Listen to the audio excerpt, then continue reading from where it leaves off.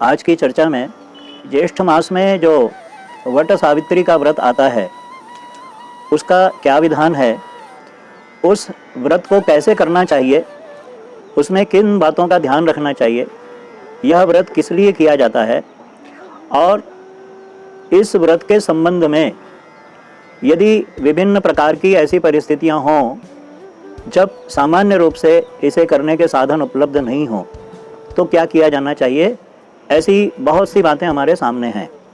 आइए आज इस वट सावित्री व्रत पर विचार करें। यह जो व्रत है यह ज्येष्ठ मास में अमावस्या और पूर्णिमा इन दोनों तिथियों को संपन्न किया जाता है। ये दोनों पक्ष हैं शास्त्रों में। ये जो अमावस्या वाला पक्ष है यह विशेषकर उत्तर भारत में और भारत के विभिन्न उत्तरांचल प्रदेशों में इस व्रत का प्रचलन है, जबकि ज्येष्ठ पूर्णिमा को जो व्रत किया जाता है उसका विधान विशेषकर दक्षिण भारत में देखने को मिलता है।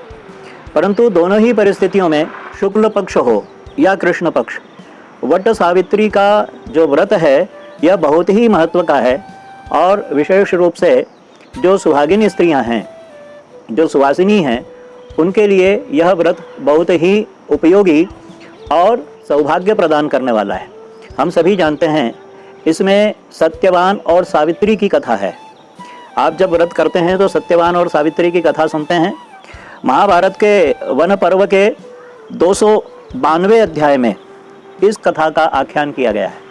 महाराज युधिष्ठिर ने मार्कंडेय ऋषि से इस व्रत के विषय में पूछा है और उनके मन में जैसा कि एक विचार था कि देवी द्रौपदी सती नारियों में सर्वश्रेष्ठ हैं, तो महर्षि मार्कंडेय जी ने इसका उत्तर देते हुए सत्यवान और सावित्री के व्रत का आख्यान किया।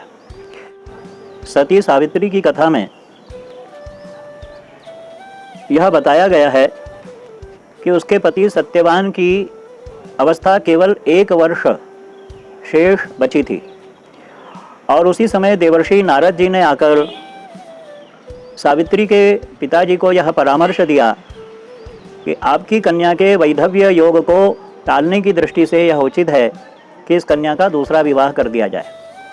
परंतु सावित्री इसके लिए तैयार नहीं हुई और उन्होंने कहा कि हे देवर्षि, यह जो परामर्श है मैं आपसे अनुग्रहित हूँ, परंतु मैंने जिस पति का एक बार वरण कर लिया है वही मेरे आराध्य हैं और उनके साथ मेरा जीवन जुड़ चुका है और मुझे यही आशीर्वाद प्रदान करें कि मैं अपने पति की दीर्घ आयु को प्राप्त कराने में समर्थ हो सकूं।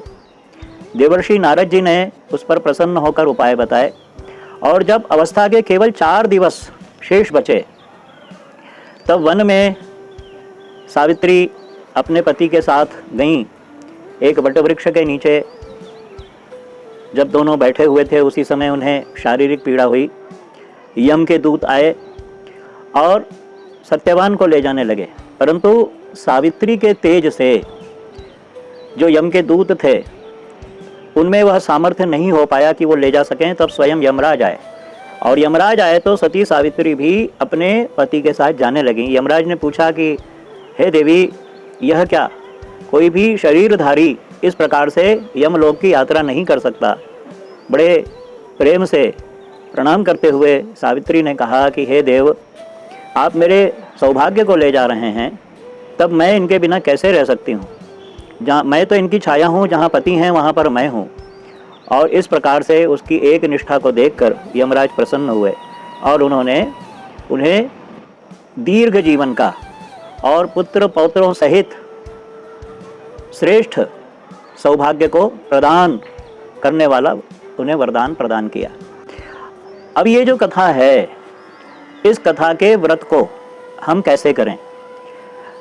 हमें जो व्रत का विधान बताया गया है श्री महाभारत में, उसमें यह उल्लेख किया गया है और साथ ही ब्रह्मवैवर्त पुराण, इसके साथ स्कंद पुराण आदि जो विभिन्न पुराण हैं जहाँ पर सती सावित्री का यह प्रसंग आया है, उसमें यह बताया गया कि हम किसी वटवृक्ष के नीचे जहाँ पर सुहागिन स्त्रियाँ इकट्ठी होती हैं, एकत्रित होती हैं, वहाँ पर मिल करके इस व्रत को करें।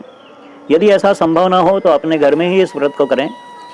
एक स्वर्ण की अंकित की हुई प्रतिमा, अथवा हम मिट्टी की प्रतिमा बनाएं सावित्री की, और अथवा ये भी कर सकते हैं कि हम किसी बड़ के पत्ते के ऊपर ही सावित्री की और साथ में सत्यवान की आकृति बना करके चंदन से उसे पूजन में रख लें। और उस पूजन में विशेष रूप से यह ध्यान रखें कि एक पहले चौक पूर करके मध्य में उसे स्थापित करें। यदि बड़ के वृक्ष के यहाँ पर पूजन कर रहे हैं तो बड़ के आसपास चौक पूर दिया जाए, और वहाँ पर ये सती सावित्री की इस प्रतिमा को, मिट्टी की प्रतिमा को या पत्र के ऊपर उनकी आकृति को उत्कीर्ण करके साथ में सत्यवान की आकृति को उत्कीर्ण करके वहाँ पर मध्य में स्थापित कर दिया जाए और फिर पूजन किया जाए। पूजन में विशेष रूप से जितनी भी सौभाग्य सामग्री होती हैं उन सौभाग्य सामग्री को सती सावित्री को समर्पित किया जाए, वस्त्र आदि दान किया जाए, क्योंकि किसी भी व्रत में यह प्रमुख होता है कि हम अपने द्वारा जो वस्तुएं समर्पित करते हैं वही हमें सौभाग्य के रूप में प्राप्त होती हैं।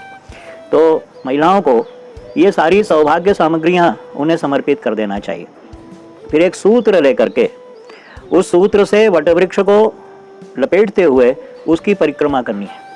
यदि वटवृक्ष नहीं है तो घर में एक गमले में किसी बड़ के एक डाली को ला करके रख दिया जाए, अथवा डाली भी संभव न हो तो प्रतीक रूप में तुलसी के गमले को रख दिया जाए और वहाँ पर एक सुपारी में वटवृक्ष का आमंत्रण किया जाए। यदि सुपारी भी नहीं हो तो एक पुष्प रख दें, उसमें आमंत्रण कर लें, और वह जो गमला है उस गमले के ऊपर एक कलश रख दिया जाए। उस कलश पर पत्र में एक पत्ते के ऊपर थोड़ा सा अक्षत रख करके और उसमें सुपारी या पुष्प रख करके उसमें हम भगवान नारायण का आवाहन करें। ये देखिए, जो वटवृक्ष है ना, यह वटवृक्ष के मूल में ब्रह्मा, वटवृक्ष के मध्य भाग में विष्णु, और वटवृक्ष का जो ऊपरी भाग होता है उसमें भगवान शिव का वास माना गया है। इसलिए वटवृक्ष के नीचे बैठ करके जो पूजन किया जाता है उसमें मूल में ब्रह्मा जी का आवाहन किया जाता है। वहाँ पर जब करें तो मूल में ब्रह्मा जी का आवाहन करें, फिर मध्य में हम भगवान विष्णु का आवाहन करें और ऊपर की तरफ भगवान शिव का आवाहन करें। यह यदि नहीं कर सकते हैं तो कलश में इन तीनों देवताओं का आवाहन करें, उसके ऊपर एक पत्ता रखें, उस पर थोड़ा सा अक्षत रखें और उसमें एक पुष्प इत्यादि रख करके और इन तीनों देवताओं का आवाहन करते हुए अब हमें सूत्र लपेटना है। सूत्र लपेटने के साथ में परिक्रमा की जाती है। तो जिनमें सामर्थ्य है वे स्त्रियां 108 परिक्रमा कर सकती हैं, जिनमें सामर्थ्य नहीं है वो 54 परिक्रमा भी कर सकती हैं, जिनमें और क्षमता का अभाव है वह 11 परिक्रमा भी कर सकती हैं। यदि नहीं संभव हो तो 1 परिक्रमा कर लें, 4 परिक्रमा कर लें, 18 परिक्रमा कर लें। तो ये परिक्रमा का एक विधान हुआ, सूत्र लेते हुए परिक्रमा करना।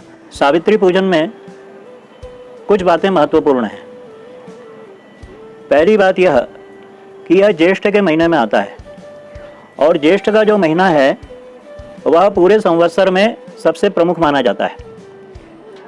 उसके पीछे कारण यह है कि इस महीने में जो सूर्य की स्थिति है वह मेष राशि से वृषभ राशि की ओर जाना, और उसके साथ में इस वट सावित्री व्रत का संयोग होना ये महत्वपूर्ण माना गया है। साथ में इसी महीने भगवान सूर्य नारायण के पुत्र शनिदेव का भी जन्मोत्सव होता है।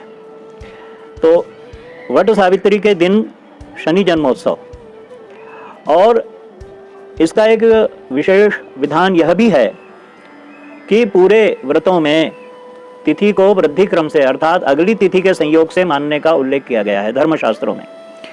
परंतु यह जो वट सावित्री का व्रत है इसमें चतुर्दशी से युक्त जो अमावस्या तिथि है इसको ग्रहण करने का विधान बताया गया है केवल इसी व्रत के लिए।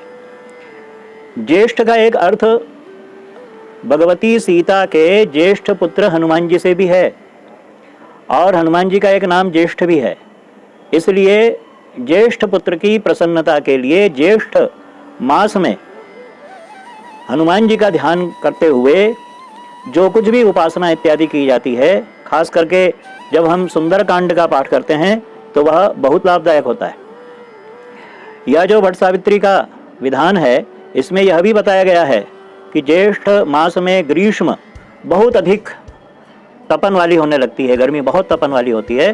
तो ऐसी परिस्थिति में जो दान किया जाता है, उस दान में मिट्टी का कलश, घड़ा और उसके साथ में पंखा, यह यदि दान किया जाए तो यह कई गुना हम सभी लोगों को तृप्तिदायक भी होता है और साथ में हमारी कामनाओं को पूर्ण करने वाला भी बताया गया है। तो वट सावित्री का व्रत आप श्रद्धापूर्वक करें, सौभाग्य को प्रदान करने वाला है और सभी सुहागिन स्त्रियों के लिए यह परम व्रत बताया गया है। इसे अमावस्या के संयोग में अथवा पूर्णिमा के संयोग में, जिसमें आपको सुविधा हो, जिसमें आप करना चाहते हैं कर सकते हैं। आप सभी को मंगल कामनाएं, आप सभी का सौभाग्य बना रहे।